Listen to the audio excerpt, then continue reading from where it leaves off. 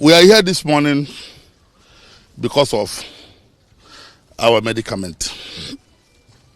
Since Tuesday, being 26th August this year, 2020, some team of government interministerial task force visited our business places precisely at Magazine at the moment. Though they said that they will do it the whole Kumasi and the Ashanti region at large, that they're going to close all Nigerian shops. Why I say all Nigerian shops is that, to the best of our knowledge and in our record, they have never visited any other foreigners as far as Ashanti is concerned, only Nigerians. At the moment, we have recorded about 91 or so shops closed down, totally owned by Nigerians. So that's why we think it will be a very good thing to let the whole world, especially our government, the Nigerian government, our dear hard-working president, His Excellency General Muhammadu Buhari, to quickly come to our aid, because we are dying. Seriously, we are dying in Ghana now as I'm talking to you. All our shops have totally closed down. Reason best known to them, though they are saying that we did not meet up with the requirement. I don't know the requirement they are talking about. First of all, let me start from this gentleman here.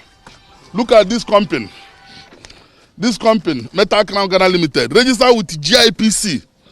GIPC. This shows that this young man here have bring in equity of $1 million here in Ghana to transact his business, and he's pay all the necessary taxes. Look at his documents. This is documents. This is the this thing PAYE, which shows that all his workers and him himself, they have paid all their pay as you earn till last month, which this month you have to pay this month by next month. This is VAT, to show that he have paid his VAT completely. He's not owing anything at Ghana Internal Revenue Authority. This is certificate of registration, incorporation, and the comments. This is his passport and his resident permit. Let me say something about this resident permit. This resident permit we are seeing now, I'm telling you that some of us are not having it now. I have to be very sincere, because of the measure they put on it since January. Now we know the reason why. The reason behind that is total conspiracy. You know, it's a deliberate act that since January, all of our people whom their resident permit have expired cannot get it. You go to immigration office. Normally, this resident permit, we normally use 400 cedis to get it. When you obtain your non-citizen ID card, which is $120, then you pay 400 Ghana cedis, then you get this this resident permit. But this year, they have never given it to any Nigerian. Whenever you submit your documents, they will tell you, oh, hold on, do this, do that. At the end of the day, they will not give it to you. Is this of recent? When we hear about this, their exercise, when they start announcing it, that some of us force ourselves to get it by all means. And you know what it is in Africa?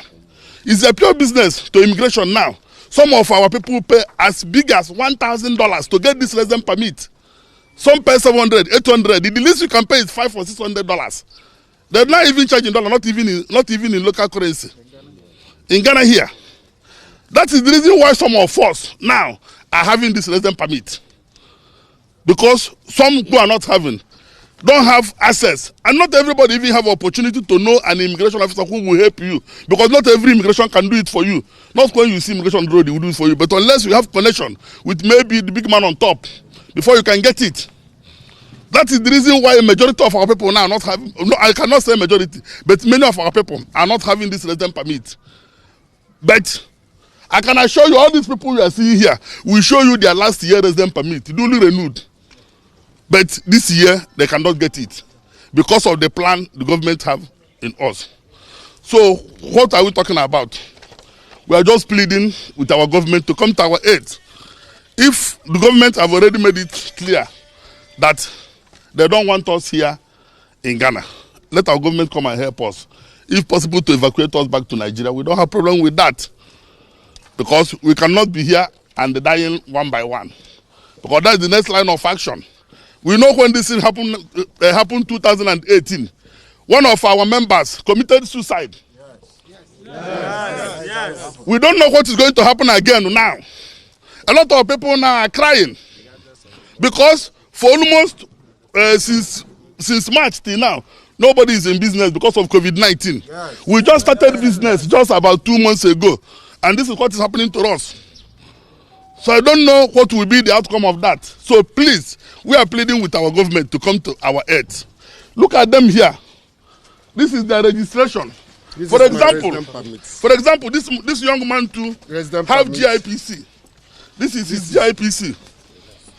And the other documents, but still, they lock his shop. This is, other people are having GIPC. You see, this is GIPC. This is GIPC. A lot of them, in fact, in our record, we recorded about 20-something to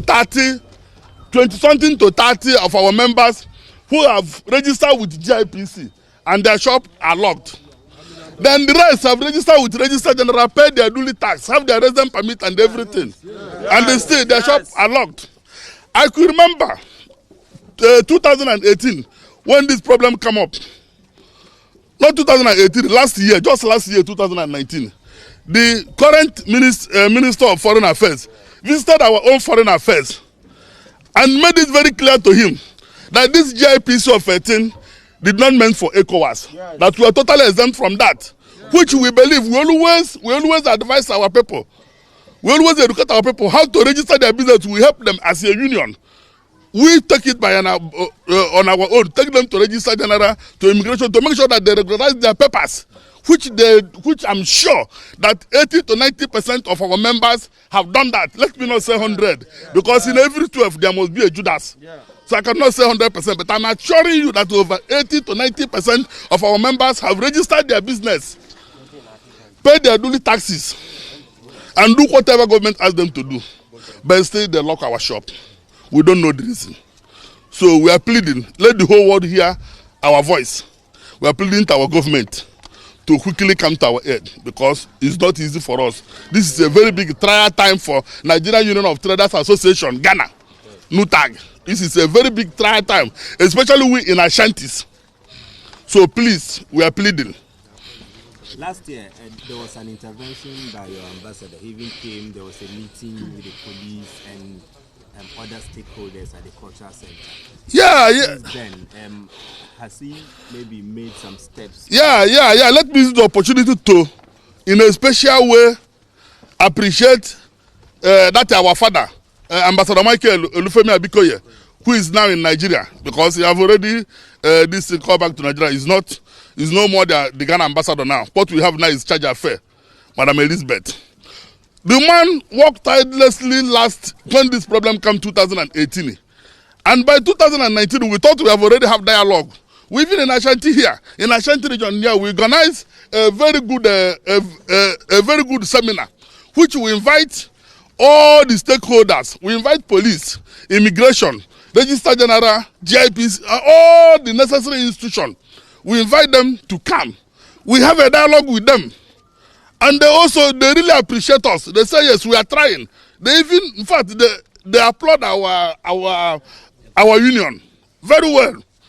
So we thought that this problem is over, not knowing that in fact, this is the beginning time. So that is the situation. So we thought that time that we have resolved everything. Our ambassador was here and meet one-on-one with them. We thought that the whole problem had been solved, not knowing that nothing has happened. So that is where we are now. Do you feel targeted as Nigerian traders in Ghana? Oh, we totally feel targeted. Yes. Nigerian traders are wholeheartedly targeted. You know, sometimes,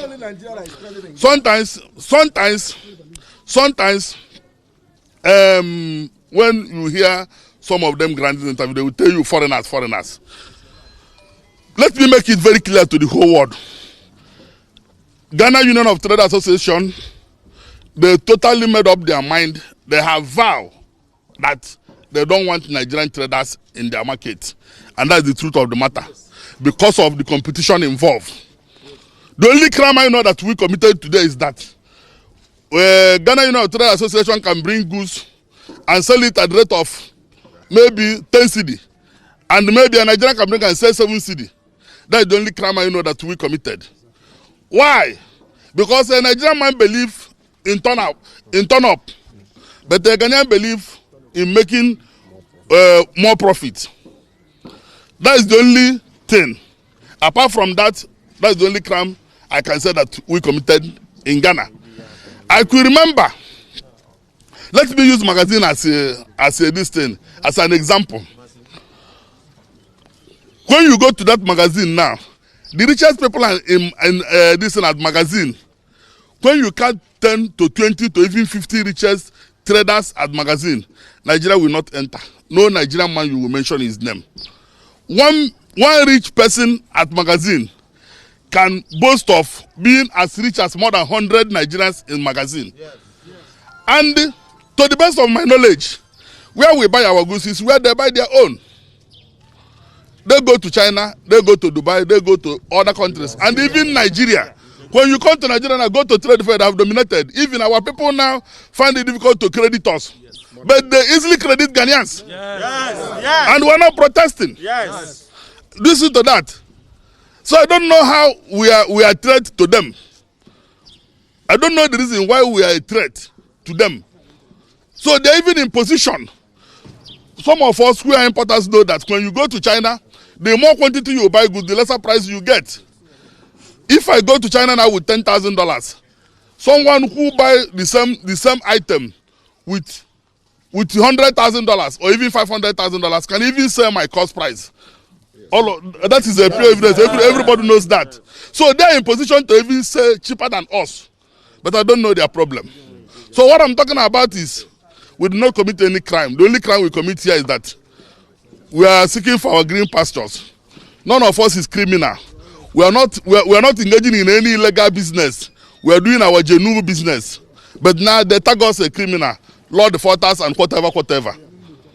Okay, as a leader of NUTAG, what do you expect from both the Nigeria and Ghanaian government on this matter? I know you've been talking about this issue day and night, but now that the issues are getting to, you are saying the COVID-19 has already worsened the plight of your members. What do you want them to do so that we don't have this thing coming up? Yeah, if the thing will go to our, maybe freely we have opportunity to suggest. I believe that the best thing is for our government to engage Ghana government to see a way forward, the best way of finding a lasting solution to this problem. We all know that this is started since 2007, up to date. How many years? About 23 years, about 13 years now. And the thing is lingering, more especially every election year. Whenever there is an election, the government in power will like to use us to do their campaign. So I think this is the hard time that our government will engage Ghana government. Let's see a everlasting solution to this matter. Let us know our stand. What we're supposed to do in Ghana and what we're not supposed to do. So that if somebody commits offense, you know, yes, this is the offense I commit. Are you getting me? So we are pleading. Let the two governments come together and see way forward and find a everlasting solution to this problem.